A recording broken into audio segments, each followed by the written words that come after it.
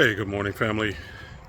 So, Reginald Martin here of Metaphysics, Sacred Alchemy, where ancient wisdom becomes modern awakening.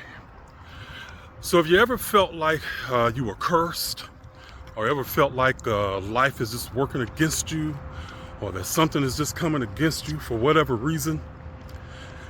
And I wanted to talk today about soul contracts, okay? And a person had asked about the idea of a soul contract, and they asked it in the context of, why would I want to come to this earth and I'm slow-witted, academically, inept in a sense, or academically unable to cope with things, and just slow-witted.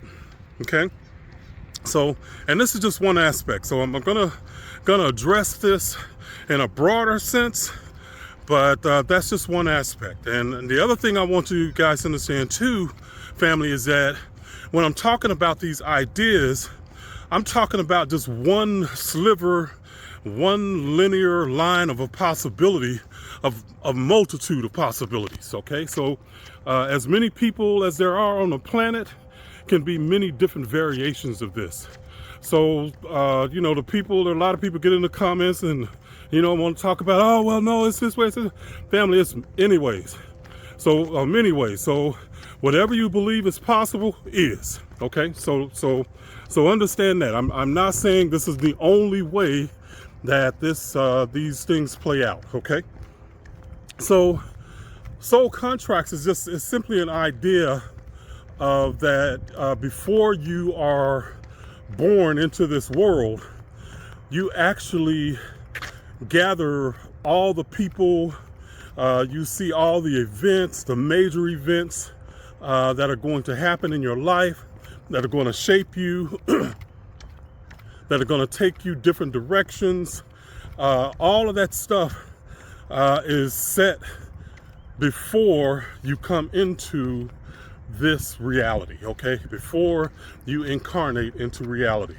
And a contract is just saying, like, hey, other soul, this is the part you're going to play, and this is what you're going to do. I need you to do this, and then I'm going to do this, so, but usually the lessons are symbiotic, okay? So in other words, they are going to be, you all are going to kind of match like a puzzle as to the lessons that you're going to learn. And I'm going to explain this a little bit as I go here, okay? So, why would a person want to be coming to deliberately incarnate being slow-witted, all right? And understand this all goes back to, again, balancing out the energy from previous lives, okay? From other lives and other aspects of yourself that you have experienced before, okay? So in one life, you might have been like just a magnificent scholar, okay? That, well-known, whatever, okay? And then, but you wanted to learn, but as that scholar, maybe you were dismissive of other people. You just thought that you were better than everybody else, and you treated people in a way that was just really inhumane. You talked down about them. You just very insensitive towards them, and just had a really bad attitude about people who you didn't think was as smart as you were, or somebody that might be slow-witted. You just looked down upon them and really treated them with disdain, okay? So in that life, you will set things into motion. So understand that the people that you treat bad now, and you have a really strong emotional reaction to them, then you are setting in motion the possibility of your next incarnation, okay? So that's what's coming ahead for you. So understand that everything is tied together energetically. So if you were that asshole, in the previous life that treated people bad who you didn't think were as smart as you, then you set an energetic bubble up, so to speak, and you have to balance that out. So you ended up, to balance that out, you incarnate to gain the wisdom of what it was like to feel like that other person that you treated bad in the past life, okay? You might not even remember, what you did, but in this life, you incarnate to balance that out. And you're going to feel and go through all the things and how you treated other people. The other part of that is that you might have been so intellectually up there that you just disconnected emotionally, and you really didn't experience life through your emotional, your inner drives and stuff like that. You were just so intellectual that emotions, you look down on emotions, okay? Well, when you become that person that is, slow-witted, then you might deal with, you might be emotionally charged, okay? You might be emotionally gifted. You might be psychically gifted. There's anything so in other words, even though your intellect might be dimmed, there might be other aspects that you turn up, okay? That you might just have gifts in that other people don't have, okay? So again, it's many different ways that this can play out. But the point being here is that it's never a curse, okay? It is always for the soul a learning experience, and and the learning experience is not just rational knowledge, it's the intuitive inner wisdom, okay? That's the aspect of ma'at within us, that we learn about our intuitive truths and our intuitive wisdom. So that's what we're balancing out, not just book knowledge, okay?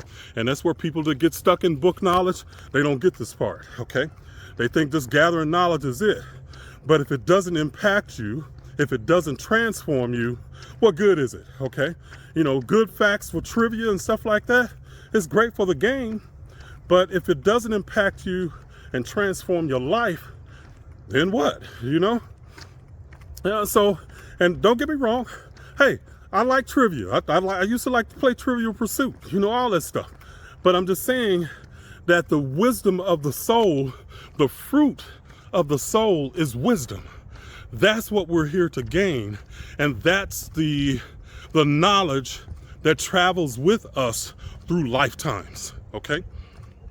So when you incarnate as that dim-witted person, then you might turn down your intellect, but you turn up your your ability to feel emotions and to tap into other people, okay?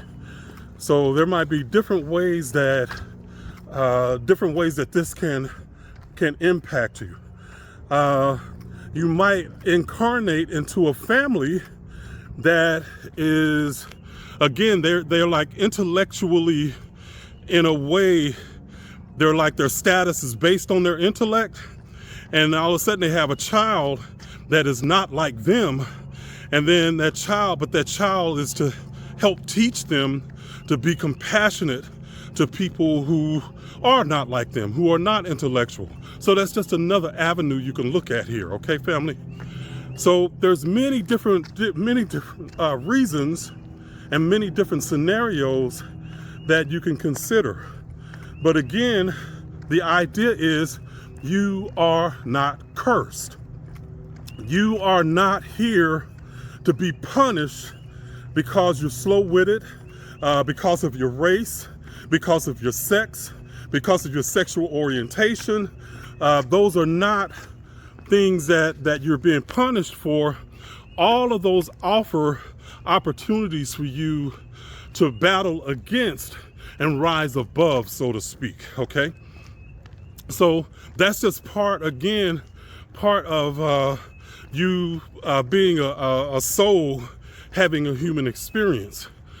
You have to think of this in the context of being a soul. So let me help you shift how to think about this. And consider you are a soul having a human experience. In Christianity, we're taught that we have a soul, okay? But we are the soul. So as a soul, you live thousands of lifetimes, family. Just think of this in the context of an analogy of an actor. An actor can play many different parts in many different movies, okay? If you were an actor that really wanted to develop your skills as an actor, then you're going to play different parts. You're going to play different, one part you might be the hero, the next movie you might be the villain. You might be some aspect helping the villain or helping the hero. But each time you're learning something from each part that'll help you develop who you are, okay? And help you develop as an actor. Well, this is the same thing for souls. As you go through lifetimes, you are honing skills, and you're honing your skills and abilities to recognize that you are a creator of your reality, that you can create life as you desire. You can create it on your terms, and you're going to give yourself different challenges as a soul to incarnate different ways to help you learn different aspects of your being, okay? I hope I'm making sense here, family. So the idea is just understand you're not cursed. No one is cursed for being here. I hear people or see people in the comments like, man, do I have to come back here? I don't want to be here anymore, you know, blah, blah, blah. Well, if you're thinking that way, family, then more than likely you have some lessons to learn. And I hate to say this to you, but you're probably going to end up coming back until you recognize your power to change the reality that you're in. You are stuck in allowing the circumstances of life to dictate how you feel. This is where, again, you have to understand we are here to learn to rise above the circumstances of life and create within us our own amount of balance and peace, no matter what the circumstances are. We don't allow the circumstances to dictate our reactions, okay? This is, again, and I talked about this in the last video, about the idea of what Jesus walking on water meant. It was not necessarily a miracle. It was the idea that Jesus represented the enlightened aspect of you that says, oh, wait a minute. I don't have to get stuck in these circumstances. You know, I create my reality. I can rise above my emotions, the water, the storm, okay? And I can walk or transverse these circumstances from my place of enlightenment, okay? That's what the miracle of walking on water meant. It wasn't about us to worship this idea. It was a clue to tell you who you were and the abilities that you have. When you recognize yourself as a creator, when you recognize yourself as the creator of your experience, okay? So all of this plays in together, family. It's just, they're all pieces of the puzzle. And the bottom line is, it is about your vibrational essence being projected as life, and you recognizing that as a soul, having the human experience, and your ability to dictate your circumstances. When you change from within, what's out there changes, okay? That's what you're here to learn. So, but if you think you're cursed and you believe that you're powerless in some kind of way, then family, you are. You make yourself powerless, all right? But it's based on what you believe. The universe is going to reflect back to you everything that you believe yourself to be. That's just how the universe is made, okay? So the universe is either, in Christianity, we were taught that evil lurks around the corner, but in reality, it's what you believe lurks around the corner. Take it to dimensions, okay? And I've talked about this before. So you got third dimensional consciousness, fourth dimensional consciousness, and fifth dimensional consciousness, okay? There's many more. But third dimension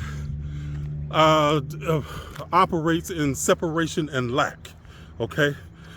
Fourth dimension is finally recognizing that the universe is a friendly place. The fifth dimensional consciousness is recognizing yourself and loving who you are unconditionally. Now notice all of these are about your internal states, okay? You can flow in and out each of those dimensions in a matter of seconds, okay? So that's just how they work. Dimensions are perspectives.